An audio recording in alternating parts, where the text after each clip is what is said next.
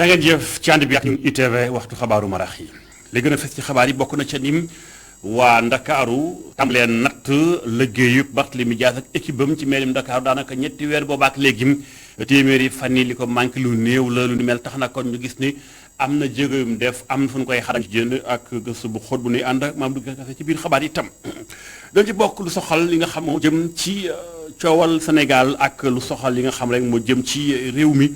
ak it soble seek waajal li nga xam ñu ngi koy waajal mbirum korite gi soble naam am na ci marché bi njëg li tax ko kawee noonu daañu ci ñëw waaye soble mbay bi moo gën a sakkan daañu ci ànd ak gëstu bi seen naalin sow dañ ci bokk itam lu soxal xeex napp gu teguut ci yoon nappkat yi fekk baax ci biir Afrique sowu jant ànd ci mbootaayu xeet gi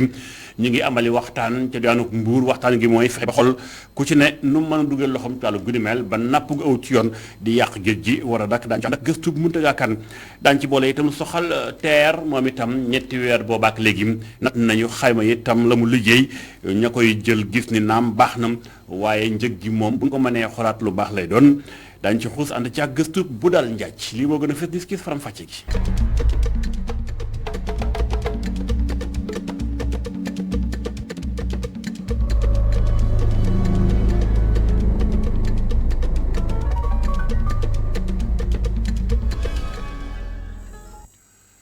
ñu sant leen gërëm leen cànd bi ak ñun ITV faram fàcce xabaaru marax yi ñu koy tàmbale ci lu soxal mbirum élection locale yi jënd mi ngi nekkoon ñaar fukki fan ak ñett ci weeru janvier ba ñu génn ba ko xaymaa ba fii tey daanaka ñetti weer yi tegal na kon daanaka sax ñu ngi ci téeméeri fan yu manqué tuuti li mel tax na rédaction bu ITV càmbar ko xool waa Ndakaaru ak équipe municipale bees bi ñu fal ci bopp Ndakaaru Barthélémy Dias nekk ca bopp ba lu nu gis ci boobaak léegi lu nuy xaar lan doon séntu ndax ay mbóot mi ngi tàmbalee feeñam déet lu mu ci mën doon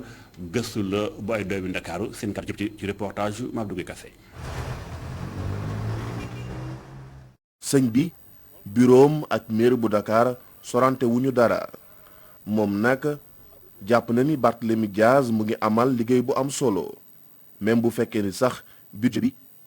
dañ ko wote laata ñu koy fal. par rapport ak li Barthélémy def bi mu ñëwee ci mairie Dakar ba léegi mooy vraiment apprécié na li mu def par rapport ak li mu jël capitaine Touré ak Guy Marius Sagna dugal leen ci mairie bi alors autre chose aussi biñ koy fal foogoon nañ ni peut-être que comme opposant la doxalinam dina wooroo ak état bi mais heureusement posé na ay actes yoo xam ne pour gën a liggéey ak état bi.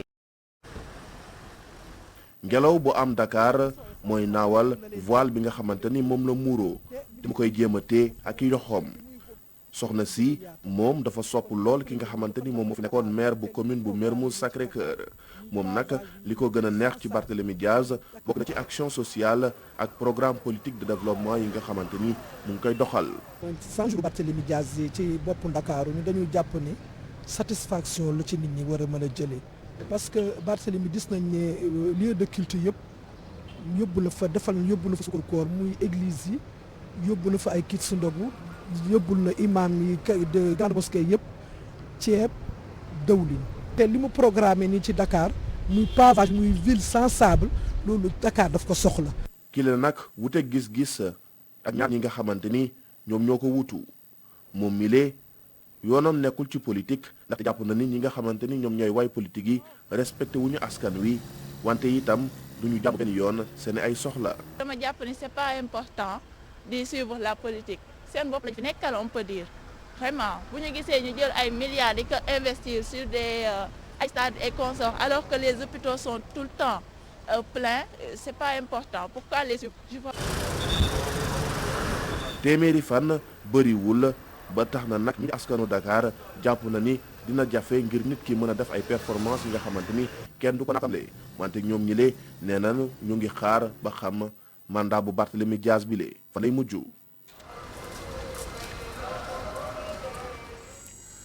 jërëjëf maam Abdou Guèye Kassé bu fekkente ni waa Ndakaaroo ngi natt équipe municipale bi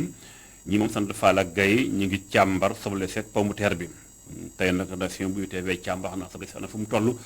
waaw xel mën naa dal am na ci dëkk bi soble si am na fi ñu toll ni tembe xanaa kay njëg gi xaw a kawe tuuti ndax saako baa ngi toll ci junneeg téeméer jàpp junneeg ñaari téeméer kilo bi juróom benn fukk jàpp juróom-ñaar fukki dërëm soble bin bàyyi ci réewum Sénégal nag moo gën a bari ci tembeem ñu xuus ànd ak gëstu bi Seydina Aliou Sow. marché Castor jaaykat client ak borom chariot yi ñëpp daje ci bërëb bi waaye liñ fa gën a nemmeeku bokk na ci saaku soble yu ñu tegale presque ci bitik yu bari jaaykat bi mi ngi ñuy xamal ni naam soble am na waaye lii di client jafe na ñu teg koy gët. waaw xam nga soo gisee soble bari na ci marché bi nit ñi jëndaguñ ko ndax jëndaguñ ko lañ mën a wax ndax événement bi heure bi daan na fekk mu commencé mais tellement gis nga ko marché baa ngi ni wéet et tout gisoo gars yi génn dama xam ndax xaalis moo amagul wala déet nag. naataangoom bi neneen la gisee mi ngi ñuy xamal. mu ngi dem mais ça dépend xam nga jaaykat yi moom dañoo bëri ku nekk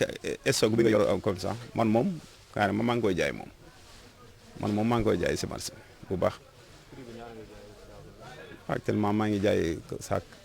5500. keneen ku gisee noonu di góor gi ñu fekk mu toog ci buntu butigam mu ngi fësal ni soble bi mu ngi jar bu baax. ñoo ngi koy jaay bu baax parce que amuñu beneen soble bi soble rek moo fi nekk kon bu doonee dafa soble tubaab dafee nekk 50 ndax waaye soble bi lu oto yi wàcce wala am ñetti fan ñu wàcce waat kay kon mu ngi jar dañ koy wax dëgg macha allah yàlla nañ continuer ci noonu rek te yokk mbéy mi rek. lu yées benn ayu bés képp des ngir ñu amal korité soble mbay mi fees dell ci marché bi ñu koy jaayee junneeg téeméer ba junneeg ñàkk téeméer saaku bi waaye commerçant yi ñenn ci ñoom nee nañ jaragul ñeneen ñi moom ne ñu ngi koy jaay bu baax a baax. jaajëf Seydina Aliou Sow loolu mooy doxinu marché bi bu ñuy dee doxle ñee di temp teppal ndànk-ndànk xabaar yi wéy ñu daal di teg soble si jël teer xool ba xam moom itam ñetti weer baak léegi téeméeri fan yi mat nam ba kilifa yi ko dégg def nañ ab bilan gis ne mbir yi dox na clients yi yëg nañ ci jot na génne sax ñetti milliards francs CFA waaye ci loolu ñu koy jël ñoom jàngat buñ ci am sunu correspondant ba ci daanu Géejawaay bi wàcc na ci mbedd yi waxtaan ak ñi nga xam ñooy jël teer bi lañu jàngat naam baax na waaye it buñ mënee wàññi njëg gi xoolaat ko lu mënta ñàkk la da ciy baax lool reportage.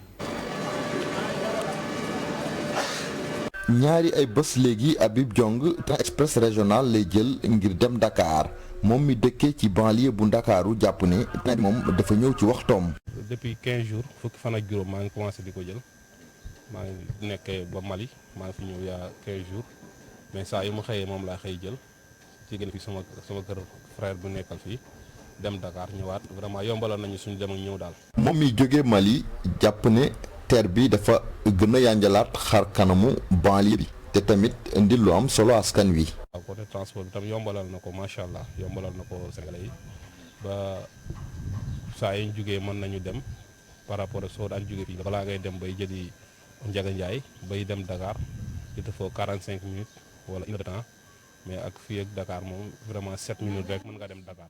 keneen ki koy feeru di Amadou moom yëmbal lay jóge bés bu ne moom xale bu góor bi le dafa jàpp ne train express régional bi dañu war a xoolaat njëg yi. yëmbal ak Rufisque 500 la Thiaroye Rufisque 1000 francs Rufisque Colobane 1000 francs tarif boobu normal quoi mën nañ ko def Rufisque ba Thiaroye 500 après jëm ñoo ne continuer 1000 francs yi waaw mais prix yi moom bu ñu ko mënoon a xool moom dinañ gën quoi. ak temps bi it bañ di sori tamit bu ñu mënee 7 minutes pas ay 15 minutes bu dee weekend bi 20 minutes dafa bëri foofu it man tamit dama koy blâmer quoi. temps bi maanaam ni ñu ñëwantee quoi rawante bi mun nañu bàyyi 7 minutes mais bu dee weekend 20 minutes la foofu war nañu koo xool quoi ndax parfois nga toxaw ci kee bi day sedd guy moo benn barrage surtout seddaay. téeméeri fan ginnaaw ba train express régional tàmbale daw ñoom ña koy jëfandikoo gis ci ngëneel. non nice moom wax dëgg yàlla ndax da ngay yeewu boo ci duggee moom doo am benn jafe-jafe da ngay teel a yegg loolu moom d'accord nañ ci sécurité bi nice nag dem ak dikki moom nice quoi waaw. ñooy jëfandikoo train express régional la ñuy ñaan rek mooy ñu yokkal leen wagon yi waaye it ñu xoolaat lu jëm ci wàllum transport yi. bu dal njàcc bu ñu waxee autorail ci Sénégal xel dem ci Thiès moom la ñu dàkkantal Thiès benn dëkk ñaari gaar naam doon waxtaan ci mbirum gaar yi waaye foofee la fa mat a gaaral mooy ka fa nekkoon mbaa ña fa nekkoon doon sàcc jurub jàmbur gi yooyu jàpp na ñenn ci ñoom lu mel ne mi ngi xew ginnaaw enquête yu yaatu rëbb goo xamante ni alkaati doon na ko def rëbb nañ ba ñuy ciix yenn ci ay samba boy lu ni mel nag tax na dañoo taxaw ci kanamu àttekaay bi waaye loo ci mën di dégg askan wi ne ñu daal lii lu am solo la ndax dañoo sonnoon tàyyim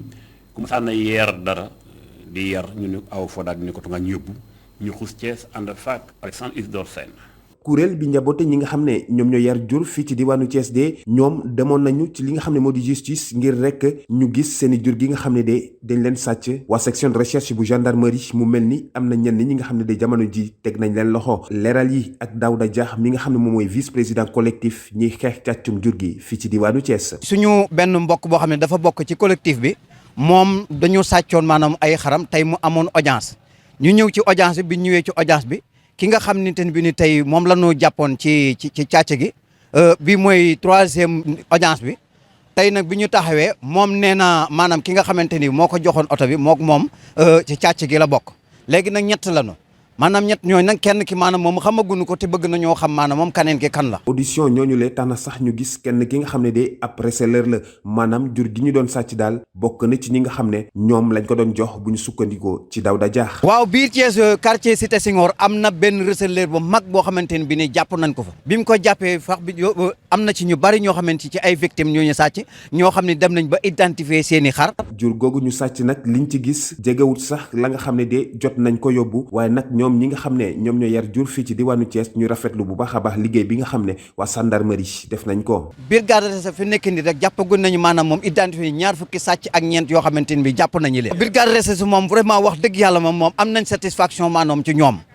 parce que nag li xawagul a seddal suñu xol akus néew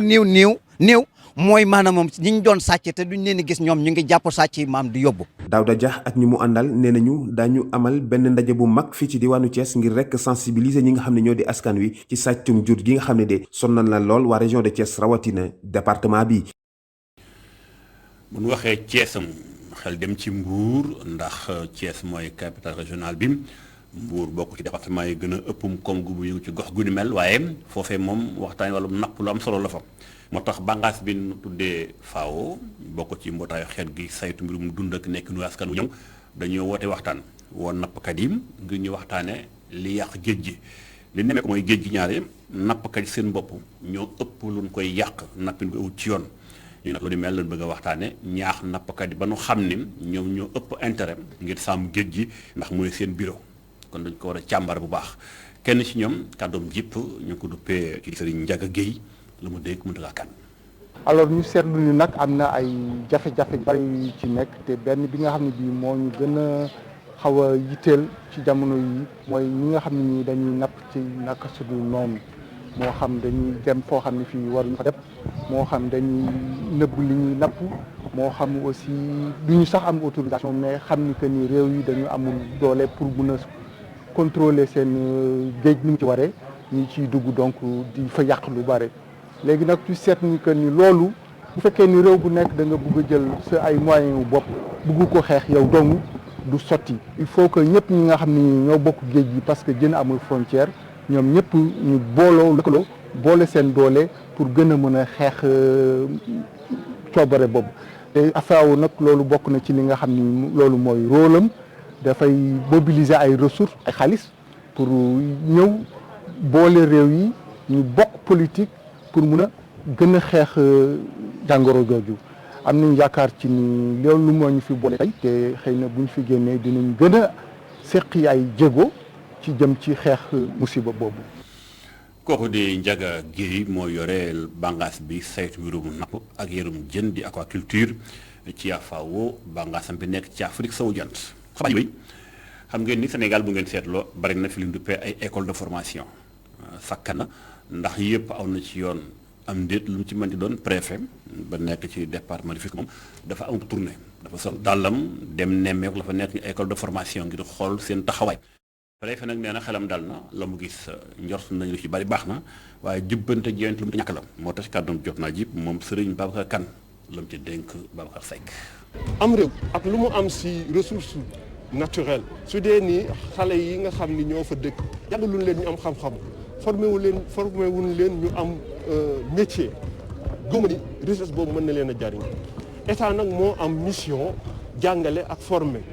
donc bu fekkee dafa am ay initiative privée yu ñëw nag gunge état si mission régalienne boobu ñun duñu mën lu dul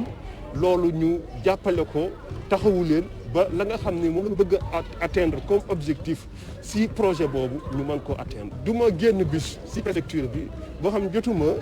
lettre boo xam ni dañ ma ko bind pour wax ni dañoo bëgg ubbi école. donc baax na si ñi nga xam ne am nañu mbébét bi mais dañoo war a mettre seen école yooyu aux normes. parce que éducation aussi dañoo war a viser la qualité l'excellence. waruñu nangu ñoo xam dañuy ubbi école te conditions yi nga xam ni moom la ñu war a réunir pour xale yi mën a jàng dans de bonnes conditions am xam-xam bi war a si ñoom bu ñu ko réunir donc administration war na assumer ay responsabilités ñooñu mu def liggéeyam jëmale si ñoom.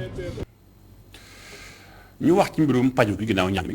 ñu nga jëm ci diwaanu ko Saloum foofee jàppale ni samp nañ fa bàngaas bi say mbirum semi lañ ci bëgg mooy fexe ba lépp mën a am leeraange ci liggéeykat yi ba seenum pàcc ak tekkin gi lépp mën a mucc ayib ndax gis na ni que ñaari dëkk kaw yi seenum paju dafay xaw a bari lool lu koy indi ay jafe-jafe loolu moo tax sax am na ay déggoo li mu duppee ay convention yu ñu daal di xaatim ngir war a mën a fexe ba lépp luy couverture maladie universelle mën a dox ca gox bam ñoo ci Saloum ci Faram-Fàcce ak Adama Sarr correspondance. xaatim convention bi dox ci diggante kuréel gi di agence nationale pour la couverture maladie universelle ak kuréel yi nga xamee ne ñoom ñooy saytu wàllug mutuelle liñ ci jublu nag moo di dey fexe bu taxawal ay bureau CMU ngir rek gën a mën a saytu li nga xamee ne moo di wàllug liggéey bi. convention yooyu nag comme ni ngeen ko xamee depuis bi ñu mettre en place programme bi en 2013 dañuy jël décision naan liy dem ci assurance maladie dañu ko jaarale ci mutuelle de santé ñu dox ay jéego 2018 ñu commencé signer convention ak ñoom pour que ñu jël ay xale ay ndaw ñi nga xam ne dañuy dem ci kër yi ci marché yi ci luuma yi pour expliquer lan mooy programme bi lan mooy assurance lan mooy mutuelle de santé naka lañ ciy adhéré soo adhéré ban bénéfice nga ciy am loolu nag doxal nañ ko depuis donc 2018 ba léegi nii loolu nag laata ñu koy def dañu defar benn arrêté bi nga xam ni suñu ministre yi ñoo ko signé arrêté interministériel diggante ministère de la santé ak ministère développement communautaire bi nga xam ni moo taxawal bureau yooyu bi ñu taxawalee bureau ñu ne leen aussi comme li ñu doon liggéey ak mutuelle yi baax na nañ jaarale loolu aussi si ñoom comme ça xale ñu recrute leen ñu toogal ñu foofu ku ñëw mun a bind foofu ñu jàppale la dimbale la orienté la pour que bilan analyse boo war a def nga def ko rajo boo war a def nga def ko examen boo war a def nga def ko ak ñu facturer ko normalement li mutuelle yi aussi ñu fexe ba lettre de garantie ba ñëw ñu fexe ba nit ki ci démarche bi parcours hospitalier bi ñu fexe ba mbir mi antu. li ni mel nag organisation mutualiste yi rafetlu nañ ko bu baax ndax dina leen jural njëriñ gu mat sëkk. li yokkute la ndax yàgg nañu suñu convention ak agence depuis 2018 mais yokkute la ci kaw agence ne tey li ñu doon def pour ay ndaw di dem di sensibiliser di liggéey pour mutuelle yi dama ciy boole ji dénk mutuelle de santé pour ñoom ñu ñuy gérer wàllu gratuité maanaam politique 0,5 ans plan Sésame politique de césarienne ak yeneen politique yi nga xam ne agence moo ko jëloon muy dialyse ak yooyu parce que nit ñi dañ daan ñëw rek jubal daal di ñëw rek naan man magu 60 ans la wala lii la léegi dañuy jaar ci bureau CMU yooyu mooy tax ba ñu mën a trier tey xam kan moo war a faju ak kan moo farul faju donc loolu renforcement responsabilité mutuelle yi la ñu gis tey état di ko jox mutuelle yi te ñu koy rafetlu bu baax a baax. ak taux de couverture boo xamee ne tollu na ci 53,6%. agence nationale bu couverture maladie universelle nag fas yéene gën a yaatal liggéey bi muy amal ak lii di organisation mutualiste yi su ko defee day mu gën a mën a dab bànneexu ñi di askan wi. jaajëf Adama Sarr àndu ak Astou Mbaye ci diwaanu Saloum waaye du ñàkk nit ñu bari ci waa Saloum xam na ni am réew muy dox ci kaw démocratie presse moo koy firndeel bokk na ci jéego yi nga xam daa war a fés Sénégal presse bi ñu ngi liggéey seen liggéey waaye yenn saa yi mu am ak jonjow gu am diggante presse beeg alkaati yi ci terrain bi daanaka mu ngi ko seetloo mënta am lu xew ni ay xeetu manifestation wala élection doo dégg ne am na journaliste wala technicien boo xamante ne bii jot na jonjoog alkaati nekkul lu gën moo tax kilifa yi ngànk wàllu gu ni mel waxtaane comme lan ko taamu mooy SST lan taamoo amal waxtaan gu ni mel ci aw ndogu nu porox ndoolu waxtaane ko itam ci teewaayu kilifa yi ngànk wàllum sécurité ci biir dëkk bi li ñu wax mooy ay pexe da ñàkk ñoo xam mbir mi fan la bañee ku ci ne loo war a ba loo war a defit ngir jàmm am la jama yaatu woon ci teewaayu journaliste reportage. daara ji di SST tey ndongo yi amaloon fa ab ndogu information doon waxtaanee lëkkaloo bi dox ci diggante taskatu xibaar yi ak takk der yi léeg-léeg ñuy amal ay jàppante yu metti ci terrain bi li ni mel nekk na luy gàkkal suñu démocratie. te mooy fàttali ne saa bu loolu mel noonu amee léeg-léeg mu am plainte léeg-léeg du am plainte léeg-léeg mu am suite léeg-léeg du am suite mais saa bu amee rek jam-jam la boo xamante ne jam nañ ko ñu woowee démocratie ndax si régime démocratique journaliste bi nga xamante ne moom liggéey mooy ñëw càmbar jël ay xibaar jox ko askan wi ak force de l'ordre bi nga xamante ne liggéeyam mooy fexe ba li ñu woowee nu mu tuddati maintien de l'ordre maanaam ordre oto yi mën a daw nit ñi mën a dox seen i soxla et cetera ñaar ñooñu bu ñu dajee ci bërëb jafe-jafe waru fa am. sous-préfet bu Dakar Plateau mu ngi koy ñaawlu tey fësër rek mbir yu lalu ci biir. bu leen di jaaral fa jaaral ko fa bu leen ne bul jaar fii bu fa jaar c'est ça. mais bul jaar fi nga ne fii lay jaar pas journaliste la au nom de quoi ça ne peut nekkul lu baax deuxième chose il faut nga xool texte yi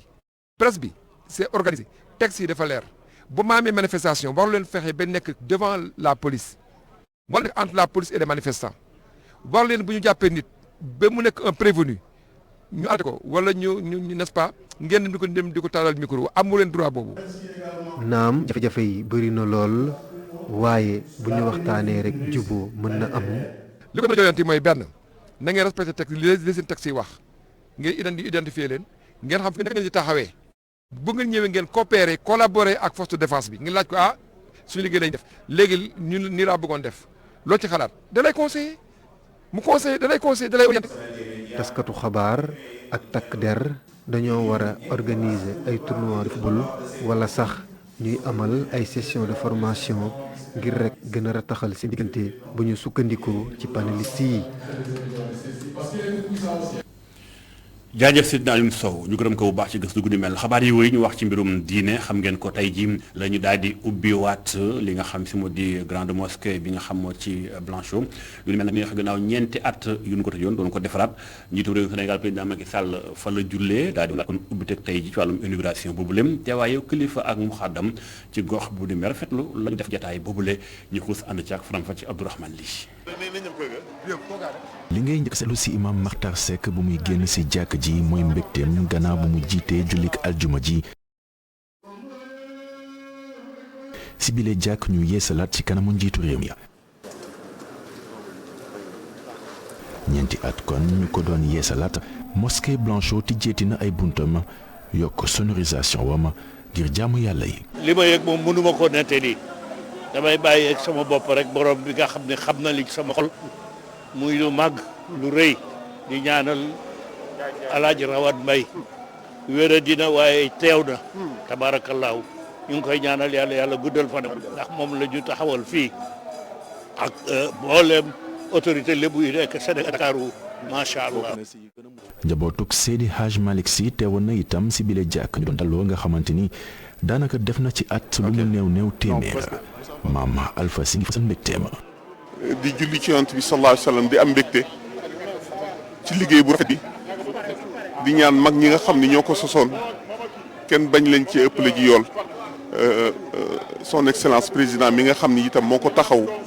comme ni ko alxaaji Rawaan waxee professeur Rawaan waxee yàlla fay ko yiw defal ko ay bëgg-bëggam yëpp dàqal ko lépp mu ragal lu fi waay jaamu yàlla nangu ko. muy ñaari étage ci surface bu ñu xayma ci 4391 mètres carrés bile jàkk daanaka góor ak jigéen ñi ñëpp fi mën a jullisee muy ñu bëgg loolu ñoom it. c'est un bijou quoi yàlla nangu lépp. loolu def ci néegu yàlla te yàlla rek tax yàlla lay fayal boppam neel masaajida lillaahi falaa tad'uu ma'a llaahi ahadan. di wax ne daal vraiment population bi nga xam ne ñoo nekk fii ak commerçant yi ñëpp kontaan nañu ci li nga xam ne président def na ko. fii nga xam ne mooy mosquée bi nga xam ne ñëpp tam nañ fi jullee. défi bi nag jamono ji mooy toppatoo bi bu ñu sukkandikoo ci kile bokk ci comité de gestion wu jàkk ji. donc mais ñu ngi anticiper ñu ngi réfléchir ñu ngi xalaat xool ba xam naka dañu mën a organiser pour que affaire bi daal ñu def ko ni mu gën a baaxee daal. jamono ji ab budget dégagé guñu ko jëm ci toppatoo jàkk ji muy ab jàkk woo nga xamante ni daanaka dinañ ko livré file quelque ayub bés bu ñu sukkandikoo ci Papa Alassane Ndir mi leeral ni da am ay liggéey yu ñu fi wéyal ba tey. jaajëf Abdourahmane Ly waaye itam jàngeen jëf ci ànd bi ak ñun ci TV li moo tëj xabaaru Maraxim ñu bàyyi leen ak sëñ Fall ak équipe am waxtaanee ndogu ci heure bi moo ko tax a jóg ñaan la ñu bokk ndogu jàmm illa liqa